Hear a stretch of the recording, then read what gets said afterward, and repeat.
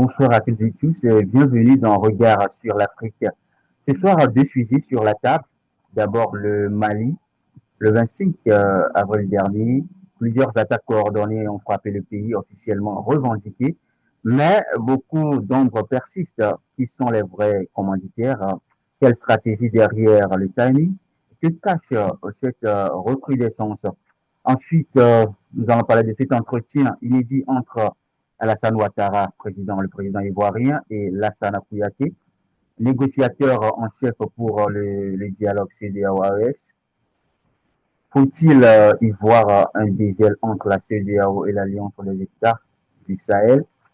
Et pour en débattre, justement, je suis avec le confrère Anissé. Monsieur, bonjour et merci de nous rejoindre dans Regard sur l'Afrique. Merci beaucoup. Merci. Bonjour aux Prudence. Bonjour à tous nos téléspectateurs. Et je pense justement que ce sont des sujets d'actualité qu'il faudrait voir comment analyser et qui touchent évidemment tout le continent africain. Merci. Exactement, qui touche tout le continent africain et j'ai envie de dire le monde entier. Tout Alors, à fait, tout à fait. pour rappel, Mm. exactement. Alors, pour rappel, le Mali a vécu samedi, le 25 avril, donc, l'une des journées les plus violentes de son histoire récente. Des attaques simultanées et coordonnées ont frappé dès l'aube plusieurs villes du pays, à savoir Kati, également aux portes de Bamako, mais aussi Gao, Kidal, Mopti et Sévaré. Disons, dans ces attaques, on a déploré la mort du ministre de la Défense, Sadio Kamara, ainsi que certains membres de sa famille. D'ailleurs, le ministre Sadio Kamara a été inhumé ce jeudi 30 avril. Alors, le groupe djihadiste Jinima affilié à Al-Qaïda est impliqué en coordination, bien sûr, avec le Front de Libération, la Zawad. Eh bien, Alice, voici le décor ainsi planté. Que peut-on comprendre de ces attaques et que cachent-elles réellement? Bon, merci encore une fois, Prudence. Il faut dire justement que ces attaques sont intervenues dans un contexte global de guerre, puisqu'on sait que il y a une guerre qui se vit dans le nord du Mali, d'une part entre l'armée malienne et les séparatistes de l'Azawad. Donc il y a une rébellion qui revendique l'indépendance du territoire du nord de l'Azawad, habité principalement par les Touaregs. Et il y a une autre rébellion des djihadistes, un groupe qui se dit groupe de soutien à l'islam et aux musulmans, donc ce que le gouvernement malien qualifie de terroristes. Donc ce sont deux groupes normalement qui mènent la guerre contre le gouvernement central de Bamako. Et on sait justement que cette guerre a connu une intensité sans précédent ces derniers mois, et surtout lorsque les rebelles ont décidé de faire un blocus sur Bamako, surtout en bloquant l'approvisionnement en carburant de la capitale, Bamako. On a suivi l'actualité justement, même si le gouvernement du Mali a réussi à se tirer de cette impasse.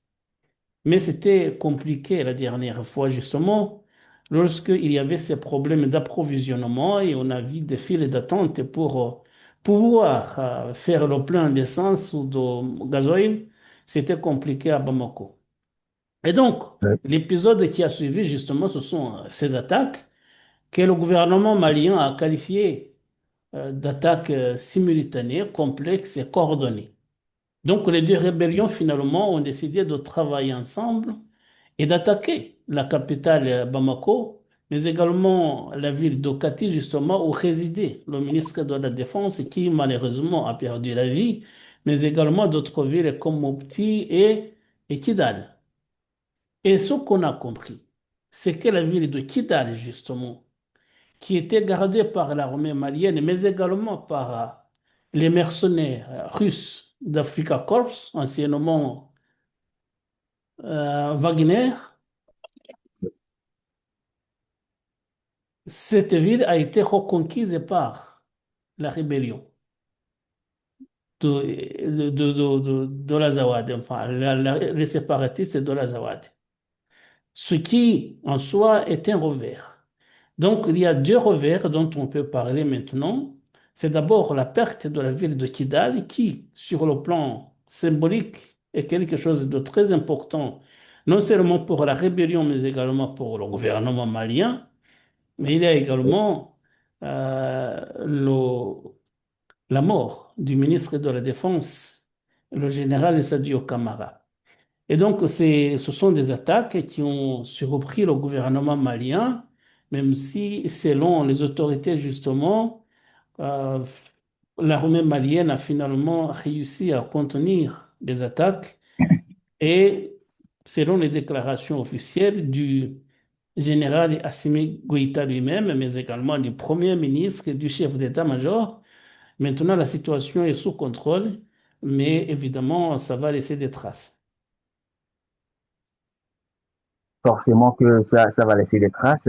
Alors la question que beaucoup se posent, ces attaques interviennent alors que Bamako renforce ses partenaires militaires.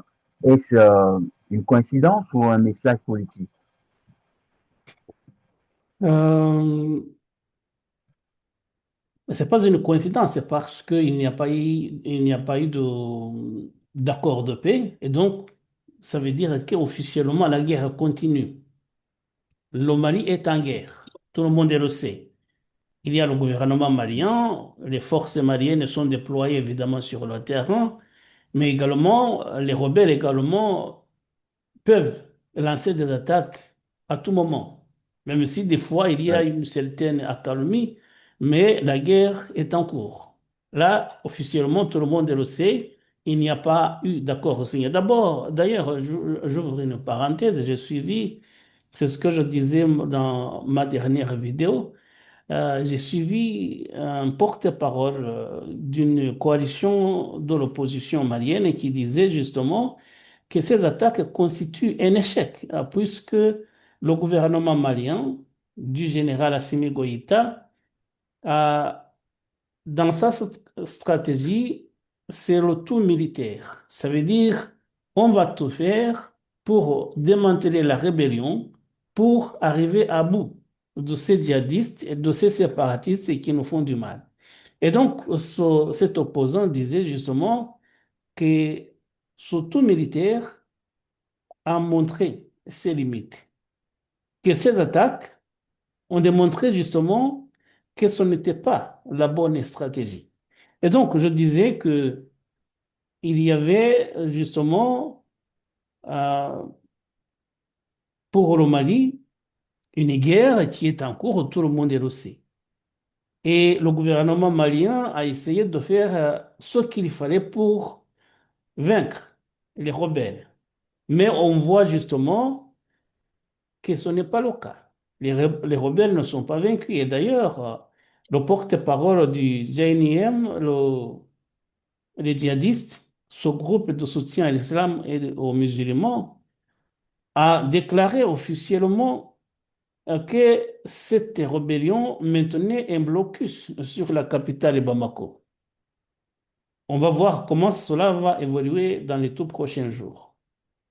Et donc, ce n'était pas une coïncidence, puisque la guerre est en cours, elle n'a pas pris fin, il n'y a pas eu de pourparlers, comme le disait justement cet autre porte-parole d'une coalition d'opposition qui disait qu'il faudrait engager un dialogue avec toutes les parties, tous les partenaires, tous les Maliens, inclusivement parlant, pour qu'on puisse ramener la paix dans le pays. Mais comme il n'y a pas eu ce dialogue, justement, la guerre est en cours. Donc, ce n'est pas une coïncidence. Et je rappelle également que euh, cela fait un peu plus de 10 ans, en 2014, lorsque les rebelles de l'Azawad, des séparatistes de l'Azawad, étaient sur le point de conquérir la capitale Bamako. n'eût été l'intervention de l'armée française, dans le cadre évidemment d'un accord militaire entre les deux pays. Donc, ce n'est pas une coïncidence, c'est parce que depuis longtemps, on sait qu'il y a une guerre qui est en cours. Alors, est-ce qu'il y a un message politique? Là, justement, c'est un peu compliqué. Lorsque vous suivez la déclaration du général Assimi Goïta, il dit que les rebelles sont aidés. C'est ce qu'il a dit. Il y a des... Lui, il parle des terroristes et on le comprend. Il dit les rebelles sont soutenus par des soutiens, ils ont des soutiens internes et internationaux qui leur fournissent essentiellement des renseignements et de la logistique. Et dans ce sens-là, on a compris, selon certaines informations, qu'il parlait de l'Algérie. Et justement, vous me posiez la question à savoir, est-ce qu'il y a un message politique? C'est que pour certains, il y a l'Algérie qui serait impliquée dans ces attaques. Pourquoi? Parce que ce qu'on disait il n'y a pas longtemps, euh, le Mali, sur le plan de la géopolitique, s'est rapproché du Maroc en reconnaissant le plan d'autonomie du Sahara occidental dans le cadre de la souveraineté marocaine.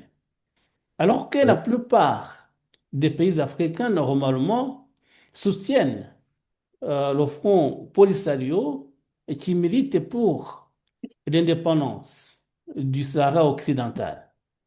Et le principal soutien du Sahara occidental, du Front Polisario, est l'Algérie. Et donc l'Algérie euh, n'aurait pas très bien vu la démarche du Mali et qui s'est rapproché du Maroc en reconnaissant l'autonomie du Sahara occidental dans le cadre de la souveraineté marocaine. Et donc, selon certaines informations, je le répète encore une fois non vérifiées, l'Algérie aurait voulu punir le Mali pour ce rapprochement avec le Maroc. Vous savez que les relations entre le Maroc et l'Algérie ne sont pas au très beau fixe. Et donc, il y aurait cette intervention de l'Algérie qui aurait soutenu les rebelles pour lancer ces attaques. Mais là, justement, il faut prendre avec des pincettes. Ce sont des informations qui circulent mais qui ne sont pas vérifiées. Et donc, ce serait le message politique qu'il faudrait prendre en compte dans le cadre de ces attaques, puisque si effectivement l'Algérie réagir comme cela en soutenant les rebelles dans ces attaques, ça veut dire que ce serait un message très important, mais également cela durcirait encore davantage les relations déjà tendues entre Alger et Bamako. Alors que nous avions vu dernièrement le président Abdelmadjid Tebboune d'Alger qui avait tendu la main à Bamako pour que les relations puissent se normaliser. Mais cela voudrait dire évidemment que plutôt les relations se compliqueraient davantage. Donc, c'est ça le message.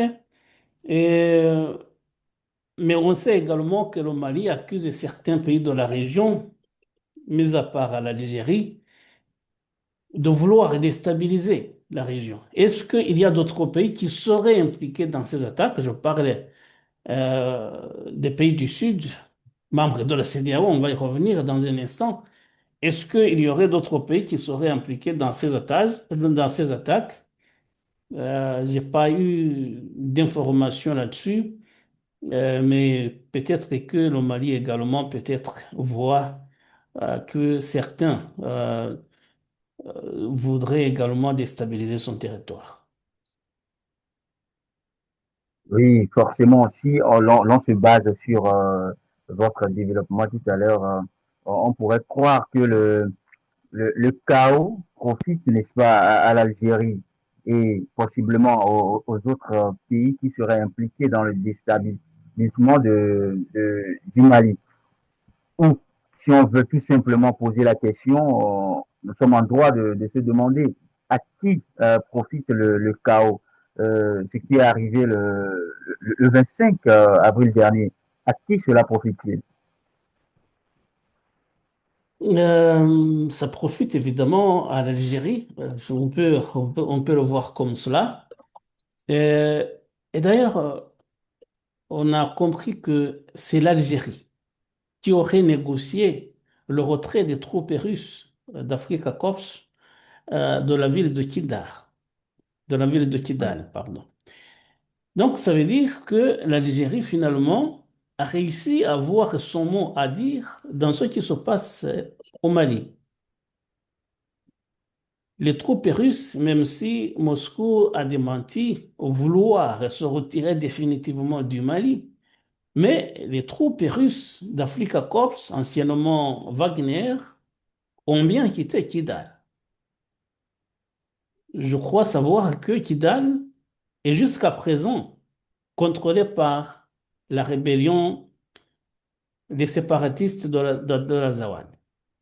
Donc, ça veut dire déjà c'était un revers pour Bamako, mais il faudrait voir justement que c'est l'Algérie qui en tire profit, puisque ces séparatistes du FLA, qui militent pour l'indépendance de cette région du Nord, sont en très bons termes avec l'Algérie, pour ne pas dire que l'Algérie soutient ce mouvement séparatiste.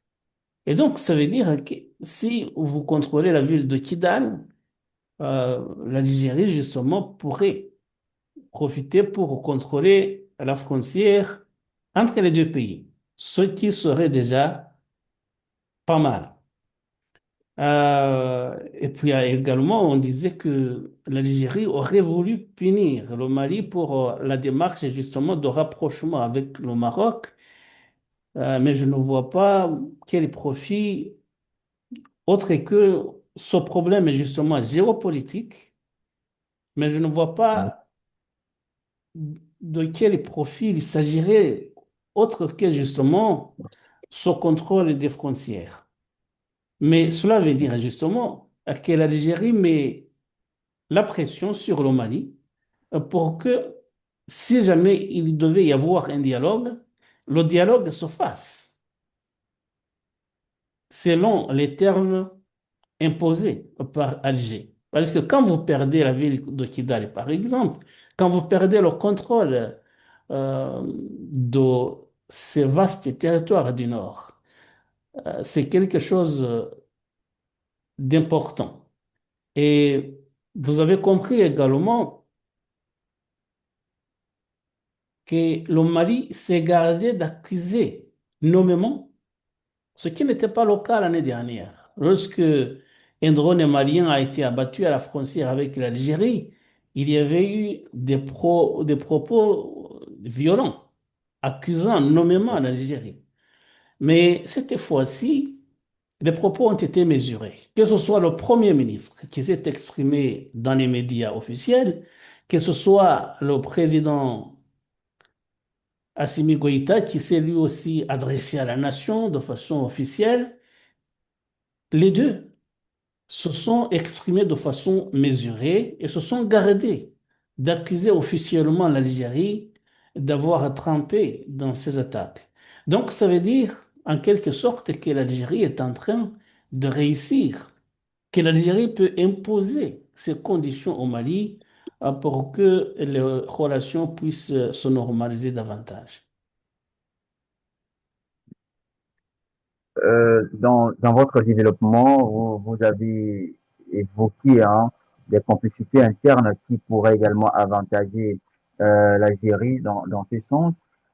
Moi, ma question est de savoir, ne serait-il pas mieux que ce soit l'opposition ou bien ceux qui ne sont pas forcément d'accord avec la junte malienne de collaborer, n'est-ce pas, avec la junte, afin d'asseoir, comme eux-mêmes ont tendance à le dire, les terroristes, de combattre les terroristes, afin, après avoir combattu les terroristes, qu'ils essayent enfin, une paix Et pendant que, disons, on peut l'appeler un semblant de paix, va régner au Mali et à ce moment, il pourrait faire la guerre entre eux.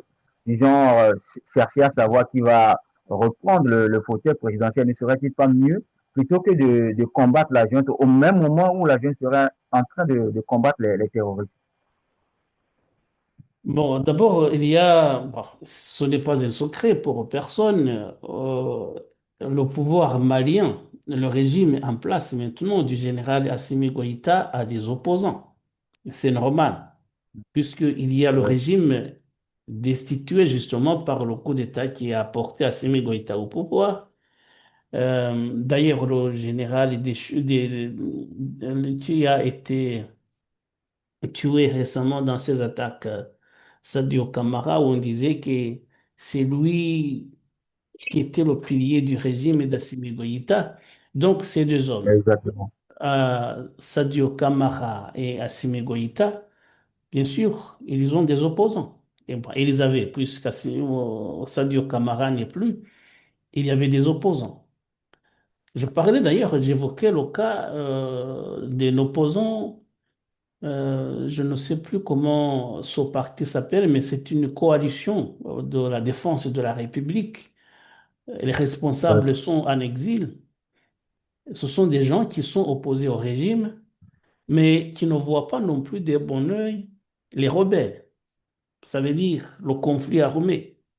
Donc, eux, ils militent pour le dialogue national. Ils militent pour le dialogue national. Il paraît que le président de cette coalition est un imam. Et ils veulent justement qu'il y ait un dialogue national pour qu'on puisse ramener la paix dans le cadre des pourparlers politiques. Ce qui n'est pas la position du pouvoir en place. Parce que justement, l'opposition réclame le dialogue inclusif, le dialogue national, alors que le régime en place veut amuser sur le tout militaire. Il dit, d'ailleurs, c'est une des raisons qui ont motivé le coup d'État. Ils disent, vous ne militez pas assez pour la sécurité nationale, même si on dit que le régime est renversé par le pouvoir en place actuellement, est un régime corrompu, mais ils ont mis en avant des problèmes de sécurité. Et eux, quand ils sont arrivés au pouvoir, ils ont voulu miser sur le tout militaire, en découdre définitivement avec les rebelles. Et justement, cette stratégie est en train d'échouer, puisque justement, on voit que les rebelles sont aux portes de la capitale. Ils ont déclaré un blocus sur Bamako. Et peut-être qu'ils vont réussir, je ne sais pas. Il n'y a pas très longtemps, je le disais tout à l'heure, ils avaient réussi à bloquer l'approvisionnement du carburant à la capitale. Donc, ça veut dire que tout cela est en train d'échouer. Et donc, il y a des opposants politiques qui sont là, qui n'ont pas la même vision de la résolution du conflit que le pouvoir en place.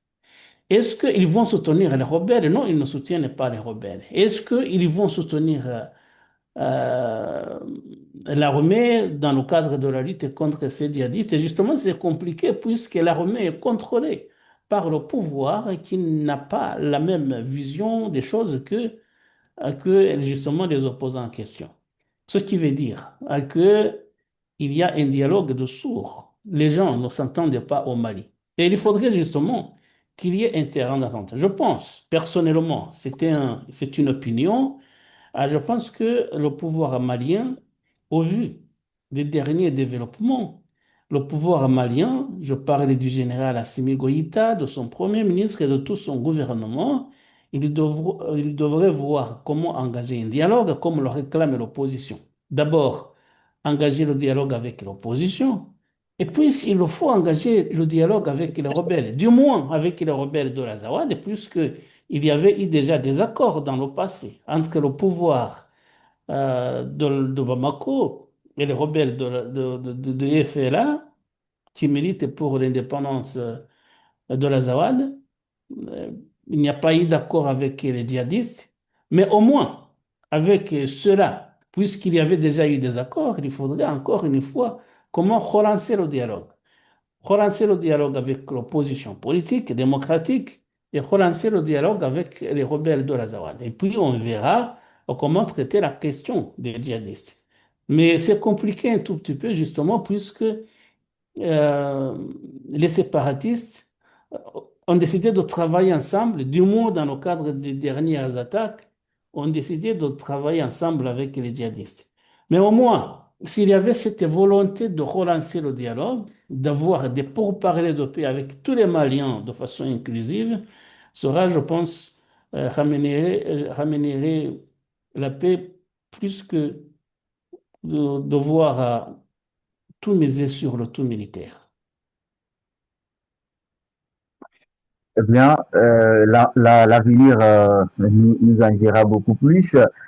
Parlons à présent des conséquences de ces attaques, conséquences sur la transition, son impact, n'est-ce pas, l'impact de ces attaques sur la transition malienne, sur la population civile et également sur la crédibilité de l'AES comme blocus, enfin comme bloc sécuritaire autonome.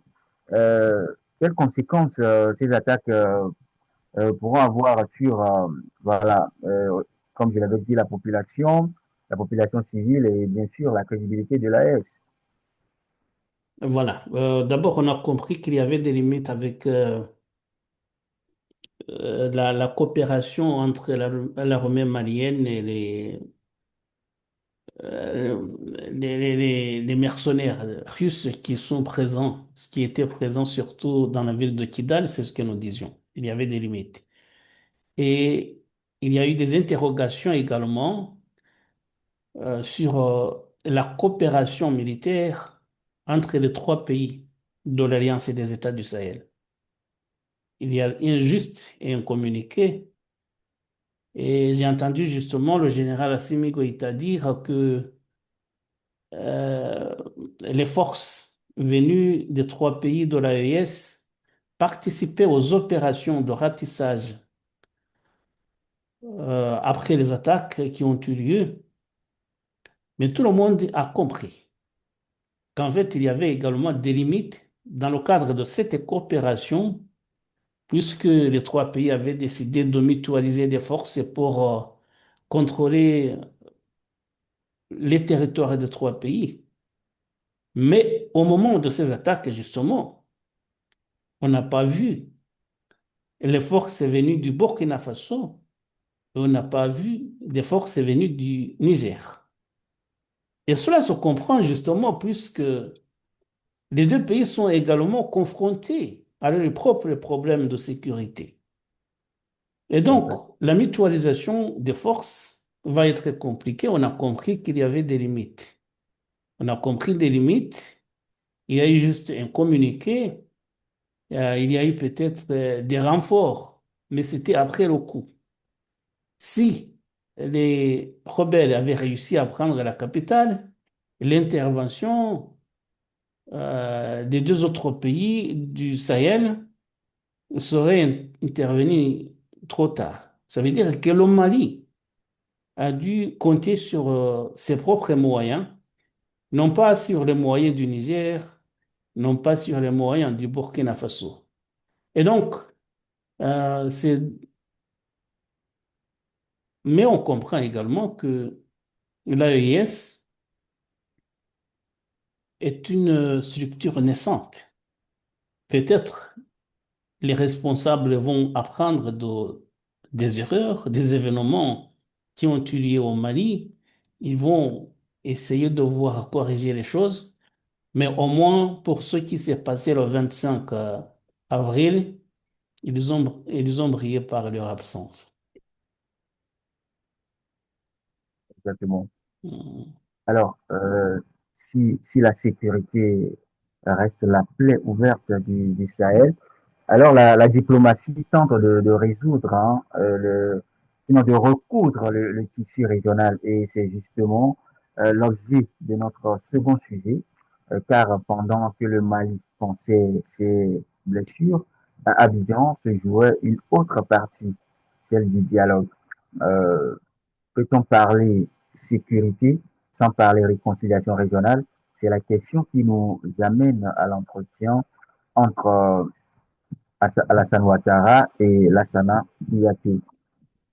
Alors, Anissé, en quoi cette rencontre entre le président ivoirien Alassane Ouattara et l'ancien Premier ministre guinéen et négociateur en chef entre l'AES et la CEDEAO, Lassana Kouyaté, est-elle nécessaire?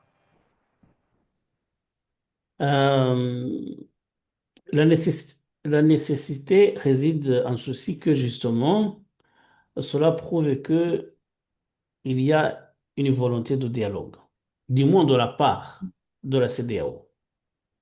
Si la CEDEAO s'est donné la peine de désigner un médiateur, c'est que ça lui tient à cœur de pouvoir trouver un terrain d'entente avec les trois pays du Sahel, le Mali, le Burkina Faso et le Niger. Donc, ils ont nommé un médiateur.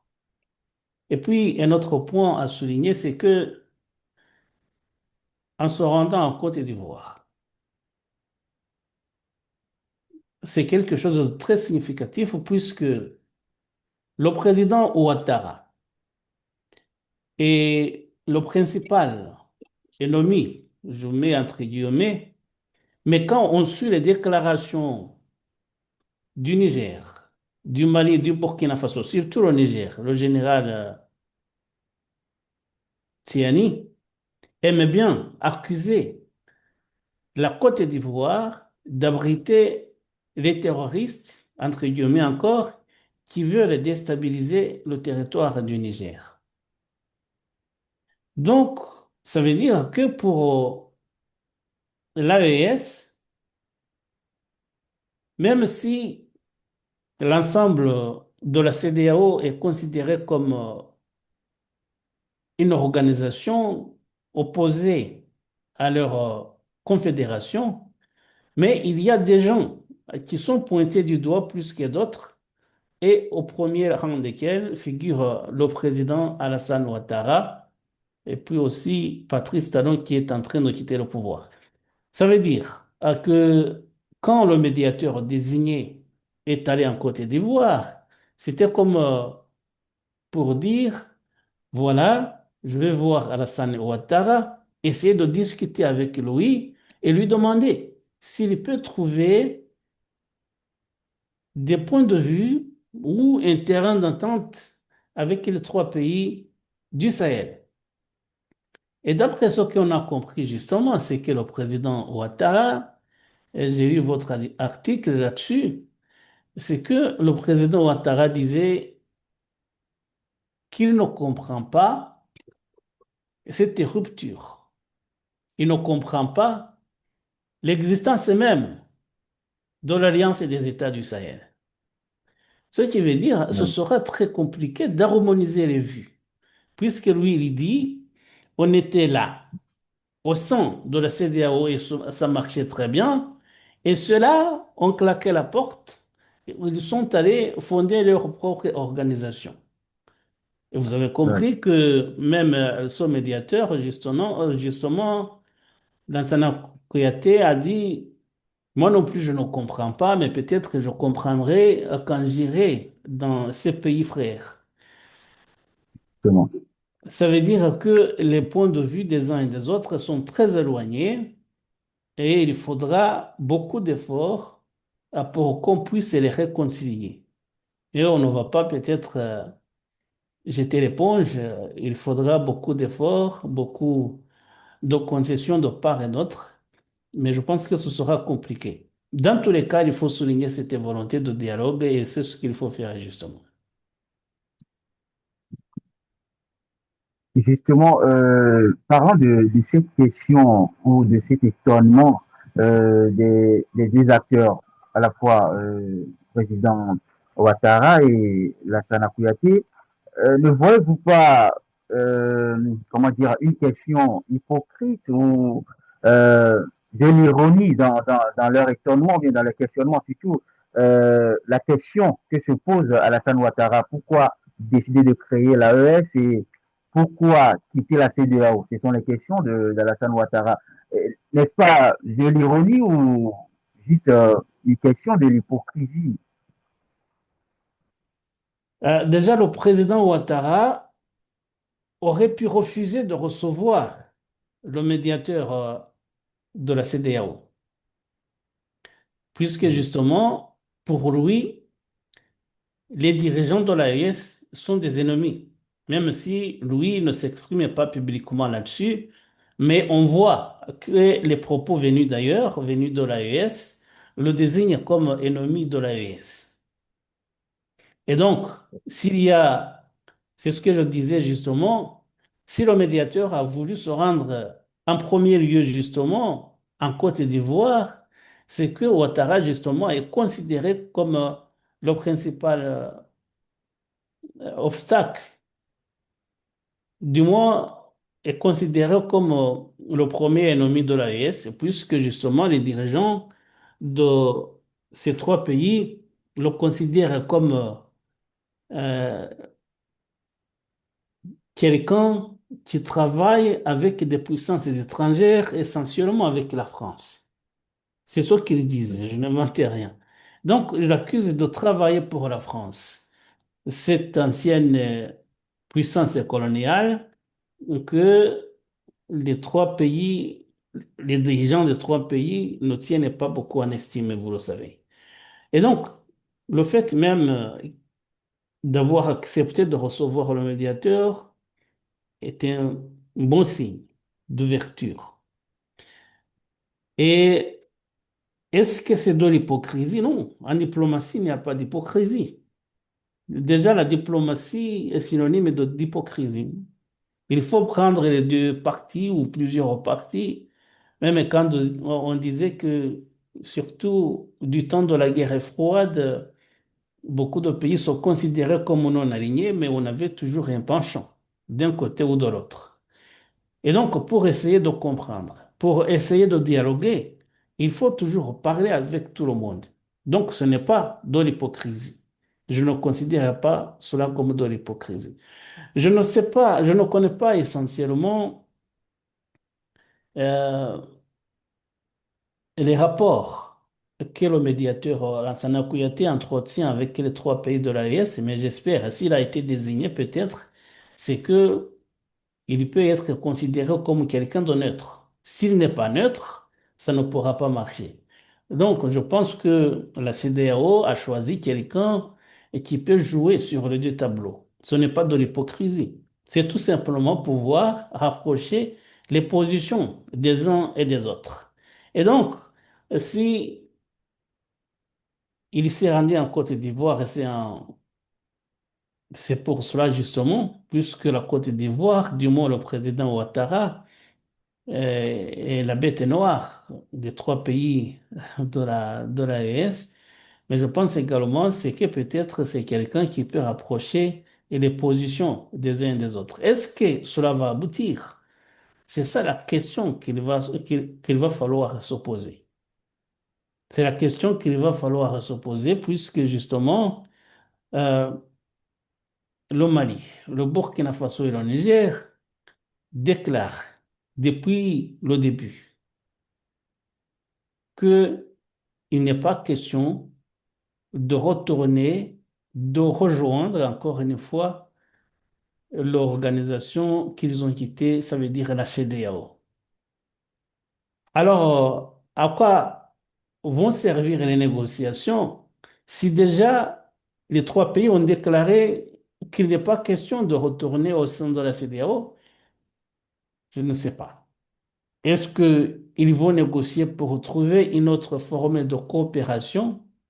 On verra. Mais dans tous les cas, ce que je veux dire, euh, ce n'est pas de l'hypocrisie, tout simplement, c'est que il faut à chaque fois que les pays, que les organisations puissent garder une fenêtre de négociation pour résoudre les différends, pour essayer d'arrondir les angles en vue de pouvoir travailler ensemble chaque fois dans les intérêts des peuples. Oui, en fait, ce n'est pas tant les efforts de réconciliation qui m'étonnent, mais ce sont les questionnements. Le fait que Alassane Ouattara se demande pourquoi décider de créer l'AES et de quitter la CEDEAO, les trois pays avaient posé des bases, des préalables. Beaucoup de choses se sont passées avant la création de l'AES. Donc, si aujourd'hui Alassane Ouattara se pose la question de savoir pourquoi que l'AES, soit il n'est pas au courant de ce qui s'est passé jusqu'à ce qu'on ait créé l'AES, soit, voilà, c'est pour cela que j'évoquais tantôt le mot hypocrisie. Soit il joue à l'hypocrite de ne pas savoir, ou sinon, voilà, de ne pas savoir concrètement ce qui s'est passé pour qu'on aille créer Bon, l'AES. hypocrite, C'est peut-être, ça mon si vous parlez d'hypocrisie, c'est que Alassane Ouattara a été l'un des artisans des sanctions prises par la CEDEAO contre les trois exactement. régimes issus des coups d'État. Et effectivement, là, je comprends, puisque il a été l'un de ceux qui ont pris ces sanctions contre les régimes putschistes et il se dit qu'il ne comprend pas. Mais peut-être que c'était un langage diplomatique. Je dis tout simplement qu'il faudra lui aussi, puisqu'il aura compris que les présidents issus des coups d'État sont là pour longtemps, ils ne vont pas partir demain puisqu'ils se donnent les moyens de se maintenir au pouvoir, il va falloir travailler avec eux. Et pour cela, justement, il faut engager un certain dialogue. Eh bien, l'AES qui demande respect et souveraineté, pendant ce temps, la CEDEAO exige le retour à l'ordre constitutionnel. Est-ce que, enfin, Lassana Kouyaté peut-il réconcilier l'irréconciliable? Je disais que c'est très bien d'avoir nommé un médiateur. Est-ce qu'il a les moyens de réussir sa mission? Ça, c'est une autre histoire. Mais il faut toujours garder. D'ailleurs, ils ont nommé quelqu'un chargé de cette émission-là. Mais avant même, les pays de la CEDEAO avaient nommé d'autres médiateurs, des présidents. Je pense d'ailleurs que le président du Conseil au Togo fait partie de ces médiateurs. Il y avait également le président sénégalais Bassirou Diomaye Faye. C'était des médiateurs. Maintenant, ils ont désigné quelqu'un et qui est chargé principalement de jouer de la médiation. Et c'est quelque chose d'important.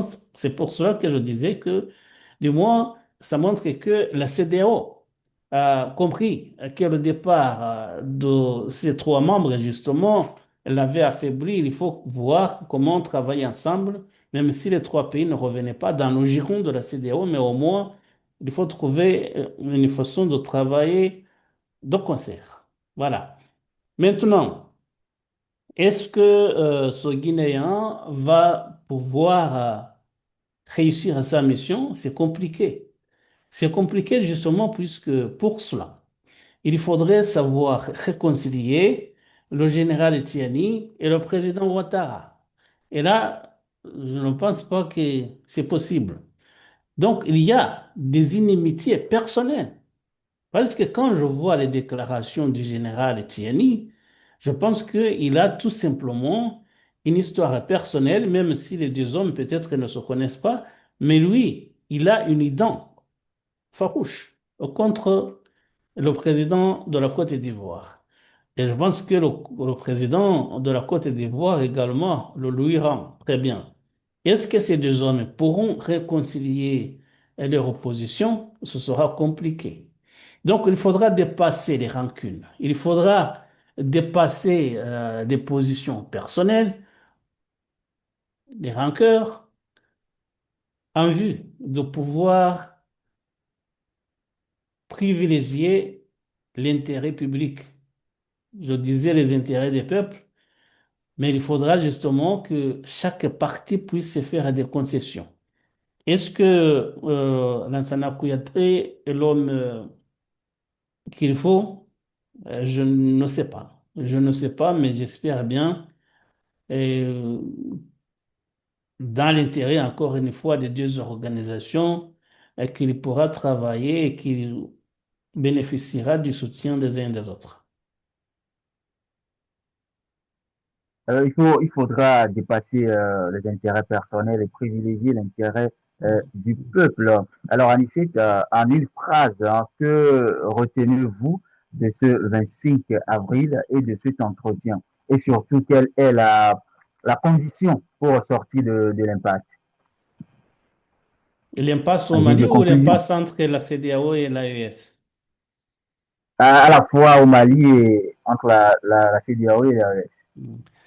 Bon, dans tous les cas, il faut dire que cette région de l'Afrique de l'Ouest est une région très mouvementée actuellement, avec justement les mouvements des djihadistes dans le nord du Mali, dans le nord du Burkina Faso, au Niger, mais également avec ce qui se passe au Nigeria. Il ne faut pas oublier Boko Haram qui sévit au Nigeria, d'ailleurs également dans d'autres pays comme comme le Tchad aussi.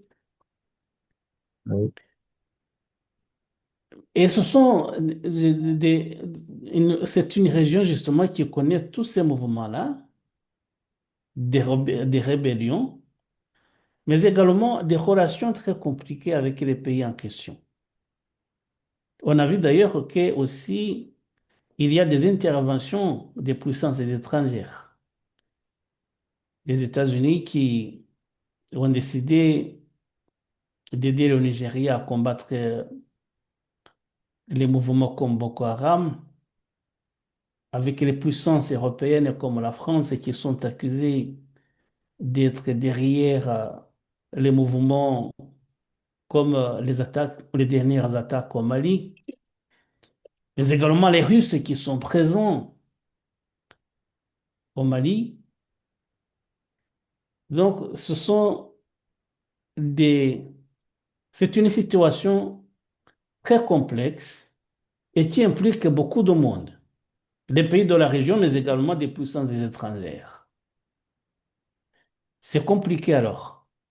Déjà, pouvoir démêler tous ces mouvements, c'est un peu compliqué. Avec Boko Haram, justement, qui ne revendique pratiquement rien à part vouloir imposer la charia, avec les séparatistes de l'Azawad qui veulent justement l'indépendance de leur territoire, avec les djihadistes du nord des trois pays de l'AES qui veulent imposer aussi la charia, mais également maintenant avec les inimitiés des trois pays du Sahel, avec l'organisation de la CEDEAO, c'est un peu compliqué.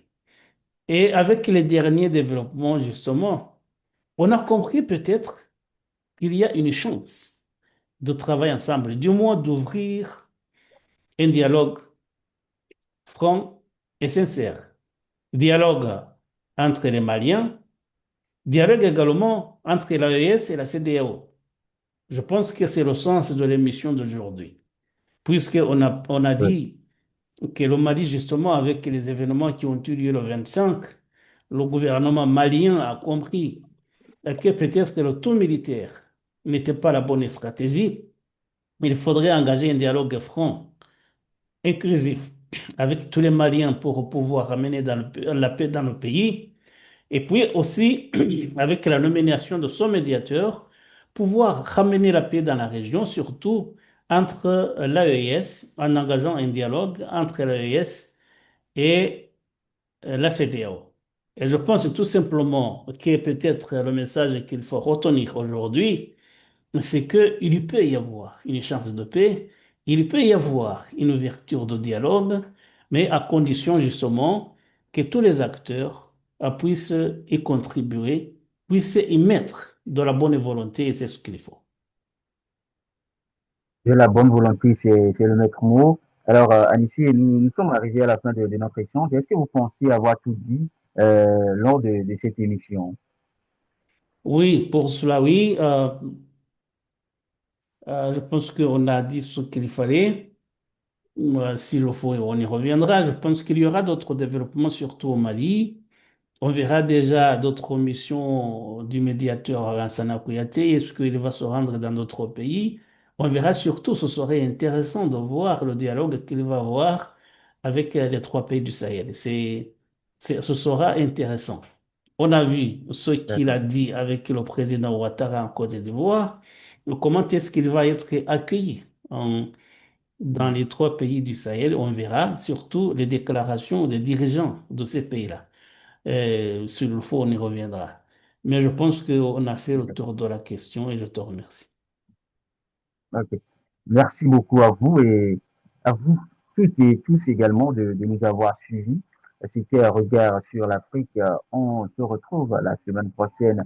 D'ici là, débattez, questionnez et surtout, restez branchés à l'élan africain. Merci beaucoup, Anissé. On se dit à très bientôt. À très bientôt, merci Prudence, et puis passez un très bon week-end. Merci. Bye. Au revoir.